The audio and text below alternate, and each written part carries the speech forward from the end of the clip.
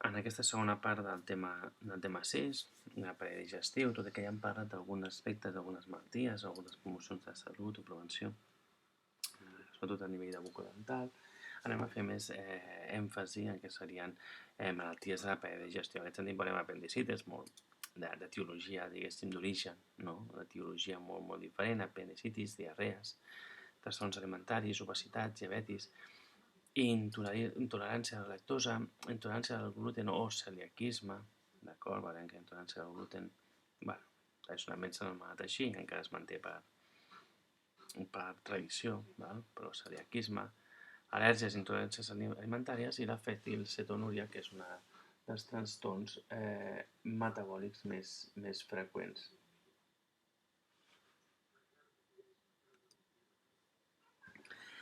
Inicialment tenim l'apendicitis, que, apèndix, no? Itis, la itis és una inflamació d'apèndix, doncs de l'apèndix, és una projecció d'una inflamació dolorosa d'apèndix, no? Aquesta projecció que trobem a nivell del colon ascendent, val? Per què? Perquè acaba sent obstruït, s'acaba tancant i interior hi ha una proliferació bacteriana que va augmentant i està obstruït, doncs va creixent i el seu problema és que si acaba, perquè va augmentant la pressió interna, perquè va creixent i ja està obstruït, va creixent, allà aquest apèndix s'acaba explotant, s'acaba trencant-se i alliberant aquests bacteris, no? en el torrent sanguini, s'acabi produint més enllà d'una apendicitis una peritonitis, d'acord? Una infecció generalitzada a través del torrent sanguini de tot el cos, que òbviament desembocaria ja, perquè ja no estaria controlada, ja no estaria circumscrita en una regió petita, sinó tot el cos que acabaria portant cap a la mort. És el que comentàvem, si no es tracta del primer i tercer dia, d'acord, de dolor, l'apèndix pot perforar i provocar una infecció greu, aquesta peritonitis difusa per tot el cos. No és comú en infants, tot i que és més comú en els juvenils, adolescents, sobre els 11 i els 20 anys. Quins símptomes tenim? Febre, dolor al voltant del malí, que s'estén cap a un costat dret, això és important, perquè l'apèndix està al costat dret, que a vegades es pot confondre amb la presència de gasos a l'intestí, que és un procés bastant dolorós, la presència de gasos, i, òbviament, s'ha de fer el diagnòstic diferencial, ho fan els metges, no? I a vegades fan servir raigs X per descartar si hi ha gasos, es veuen com bombolles a l'interior dels intestins, d'acord, blanques, a les raigs X, o si es veu un apèndix de tipus inflamat. I pot anar acompanyat de vòmits, diarrea, restrenyiment. Com es fa el tractament? Cirurgia, d'acord? Es tracta, s'extreu i es dona antibiòtics, òbviament, perquè tenim una infecció bacteriana allà, per això podem donar antibiòtics, perquè hi ha bacteris. Sembla, la progressió és molt ràpida, d'acord? En humans està bastant establert, tothom coneixerà algú que ha tingut una apendicitis, ha hagut d'estar operat, un cosí, per exemple, d'urgències, perquè sempre són urgències, òbviament fa un dolor bastant terrible i vas allà d'acabar operant en el moment per evitar, òbviament, que acabi passant aquesta peritonitis, no? Però, per exemple, això va passar un goril·la que havia al zoo de Barcelona fa temps, vosaltres no coneixereu, no sé si n'hi havia nascut, però que per l'any 2000 escaig, Urco, que un divendres tenia dolor, no sé què, febre, va anar al veterinari, no va donar massa importància i el dilluns van trobar mort. Per què? Perquè era òbviament, va morir per una peritonitis, ¿vale? I un emmetzinament que es deia així abans de la sang, d'acord? I va acabar morint. O sigui que són potencialment mortals, òbviament, l'apendicitis. Amb tecnologia actual i un sistema de detecció precoç no, però és una font de mortalitat elevada. El que sí que sembla, ens ho prenem a broma, no a broma, però sí que són les diarrees. Les diarrees són una de les fonts, una de les causes de mortalitat infantil més importants del món. Què és la diarrea? Comencem pel principi. És un augment de la freqüència de posicions de fefentes més de 3 al dia, amb una disminució de la consistència d'aquestes més líquides cada cop. N'hi ha moltes causes, d'acord? Són per una infecció o una intoxicació alimentària, però en infants la major vegada es donen per vírics, tenen un origen víric, una infecció vírica, virus. Què vol dir això? Òbviament que tenen aquesta infecció, que s'acabaran sobrepassant normalment el seu sistema immune, però mentrestant el que tenen és una pèrdua molt important d'aigua, una deshidratació, una pèrdua d'aigua a través d'aquestes femtes líquides i electrolits, aigua, sals, vale? Bàsicament. Què vol dir? En un nen petit, en un individu gran també, però sobretot un nen petit que pesa poc, una pèrdua tan elevada d'aigua, hi ha un problema important de possible deshidratació i mortalitat. És a dir, que és les causes més importants de mortalitat en infantils en zones sobretot desfavorides. I el tractament, òbviament, depèn de la causa. Si antibiòtic, òbviament, no serà per temes vírics. Si és un d'origen víric, òbviament, a un nen infantil no la podem tractar amb antibiòtics, però sí que podem fer pal·liatius, rehidratació, sèrums, etc. I que durant bastants dies s'ha de tractar. Trastorns alimentaris podríem dir, és una malaltia.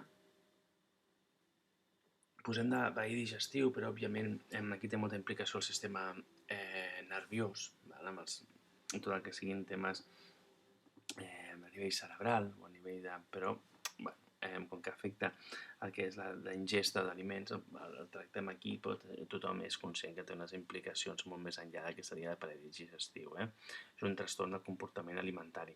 Posem perquè l'aparell digestiu perquè és alimentari, però amb implicacions, hem dit, del sistema nerviós molt de cervell, diguéssim, molt importants.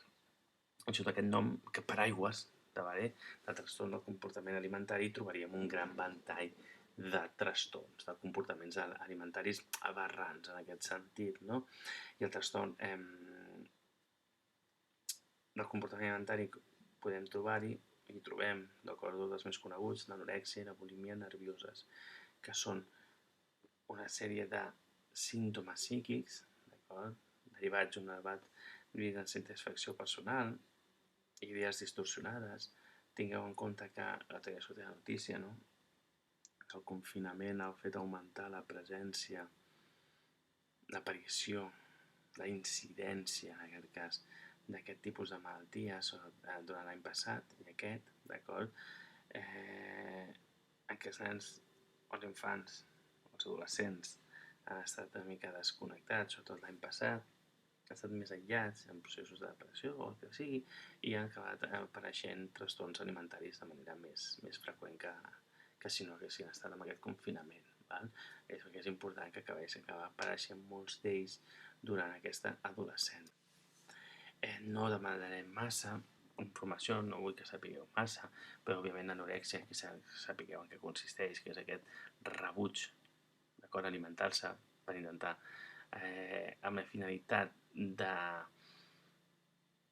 reduir un pes o reduir un pes corporal, d'acord,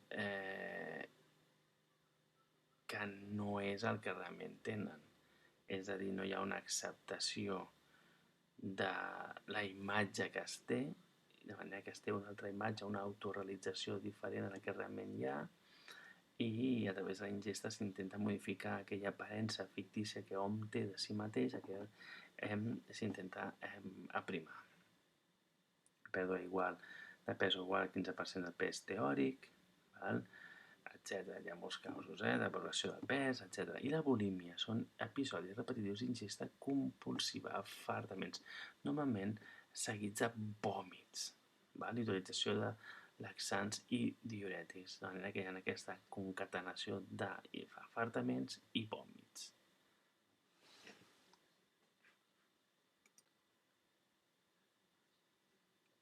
Què es pot fer en relació? I és molt important, i aquí a l'escola tindreu, vosaltres en el vostre cas, no tant infantil, però en el que treballeu amb adolescents tindríeu bastanta implicació des del punt de vista escolar. Òbviament, prevencions primàries abans que aparegui la malaltia, totes són les causes dels problemes, facilitant els aprenentatges dels comportaments, d'acord, i reduint els que la poden afectar negativament, d'acord, tractant tot el tema de la imatge corporal, la imposició de cànons, de bellesa, etc. a la nostra societat. Prevenció secundària, un cop aparegut, intentar reduir-ne la seva càrrega, d'acord? De manera precoç els problemes. És molt important, això.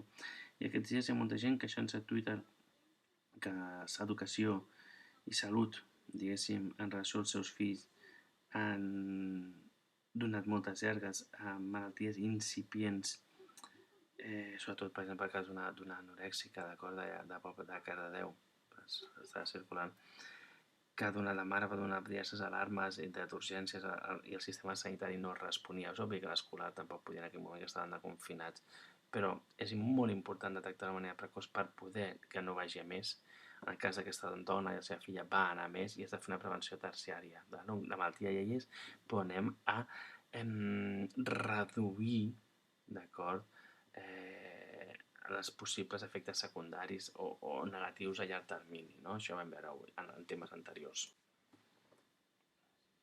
Què cal fer? Ja ho sabeu, tampoc us demanaré això, és de cultura general, però s'afavorir l'acceptació del propi cos, promoure els coneixements de les capacitats i limitacions personals, donar les pautes adequades per aconseguir comportaments alimentaris saludables, afavorir l'autoestima, etc.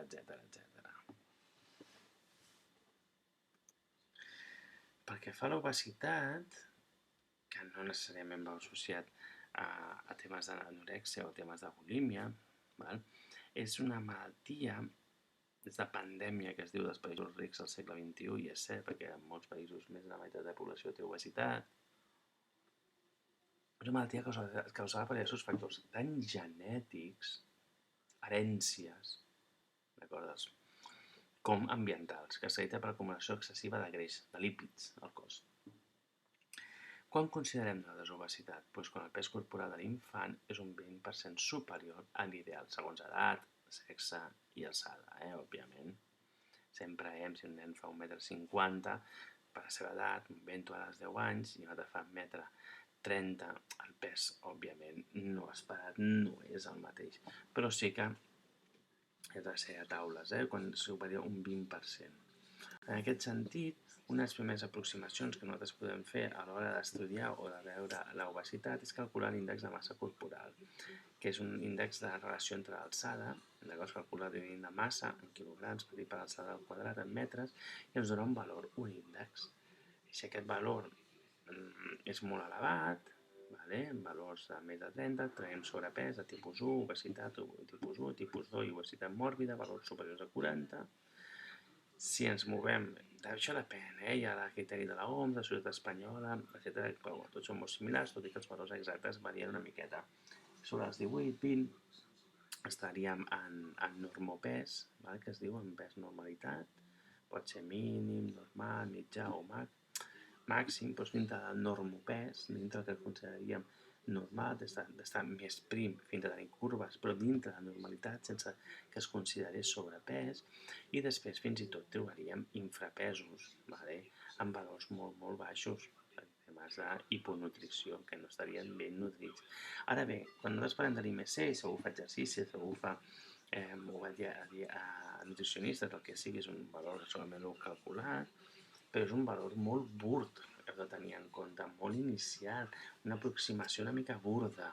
Per què? Perquè mireu, en aquest cas d'aquí, tota aquesta gent, tant els homes per una banda i les dones per l'altra, tenen IMCs similars, no que siguin idèntics, però similars. Per què? Perquè només té en compte l'alçada i el pes. Però aquest pes, si un individu pesa menys i és més petit, pot tenir el mateix IMC que un individu que sigui molt alt i pesi més. Això per una banda. Però a part no estem calculant aquest pes. Què està contribuint a aquest pes? I està contribuint a massa muscular? I està contribuint al greix? Que són realitats diferents i que donarien un IMC molt similar. En aquest sentit, heu de tenir present que l'obesitat infantil a Espanya en nens de 6 a 12 anys és del 16%, que és elevat, mentre que fa 15 anys tan sols és del 5%. De manera que això, a Espanya i tots els països desenvolupats és una cosa similar, altres països desenvolupats encara més que Espanya, de manera que l'OMS ho categoritzarà com una pandèmia. una epidèmia mundial, especialment en països rics, en països desenvolupats. I quan parlem de països desenvolupats no només parlem d'Europa, Estats Units, Austràlia, estem parlant també d'Aràbia Saudí, per exemple, sense anar tan lluny, països bastant rics, i en què el sobrepès en poblacions àrabs rics del Pròxim Orient, del Golf Pèrsic més aviat, en Dubai, a Emirats Àrabs Units, tot això, Aràbia Saudí, és elevat, òbviament en països rics, res a veure amb el Iemen, que sabeu que hi ha problemes de desnutrició infantil per la guerra i de mortalitat infantil molt elevada. Estem parlant de països rics, Kuwait, etc. Doncs gairebé la meitat dels nens, un 50%, un 45%, entre 6 o 9 anys tenen problemes de pes. Val? 26% de sobrepès i 19% d'obesitat. Que és un problema elevat. Val? És un problema greu. Aquí teniu, vale? Aquí teniu el sobrepès i l'obesitat estimada, amb un índex de massa corporal superior als 25 quilos per metre quadrat, vale? En el cas dels femenins i en el cas dels masculins a baix. I veieu com els Estats Units ja comencen a dur la palma, les Amèriques en general, Austràlia, Nova Zelanda, Europa, depèn del país, Alemanya, vale? Vale. Però veiem també que Aràbia Saudí, d'acord, Egipte, etc., té valors importants de presència de sobrepès, obesitat, especialment en el sector, en el gènere femení. Això contrasta si el sobrepès i la obesitat és una pandèmia en països rics, òbviament la desnutrició és la pandèmia dels països pobres. Hi ha continents com Amèrica del Sud, que es donen els dos casos, no? Però hi ha altres com a Àfrica que hem vist que no hi ha obesitat, però sí que tenim hiponutrició, desnutrició. Tenim individus desnutrits, que tenen molt poc pes, especialment infantils, per un excés deficitari dels recursos. Aquesta obesitat es pot veure per moltes causes, dieta rica en greixos, i això ho hem de puntualitzar molt, això és molt dels anys 80, 90, més que greixos estaríem parlant de lípid, de sucres, de glúcids. La indústria del sucre als anys 90, 80, 90 va fer grans campanyes per culpabilitzar els greixos de l'obesitat. Per què? Perquè òbviament eren ells els altres sospitosos habituals al sucre, de manera que desviaven l'atenció cap al greix. S'ha demostrat que el greix, sobretot greixos bons, no és un problema d'obesitat, no genera un problema d'obesitat, i en canvi sí els glúcids, el sucre. I el sucre, la indústria del sucre és molt poderosa. El sucre és una droga, enganxa, d'acord, et torna dependent, però a més és una indústria molt rica que inverteix molts diners en blanquejar la seva imatge. Vale? Menjar escombraria, menjar basura, que té molts sucres, etc. Brioixeria industrial. Escàs consum de fruites, verdures, hortalisses, i alguns aquí l'escola amb els seus menús saludables té molt a dir, vale? Malauradament, té molt a dir, perquè hi ha molts nens que si no a casa tenen una alimentació no equilibrada, mals hàbits alimentaris, vale? Activitat física escassa, per això també es va introduir el gimnàs, l'educació física en el seu moment a l'escola, i per això també és molt important l'activitat física mantinguda a l'escola. Val? Tractament, alimentació equilibrada, activitat física freqüent, òbviament. Val? Conseqüències d'una obesitat no tractada?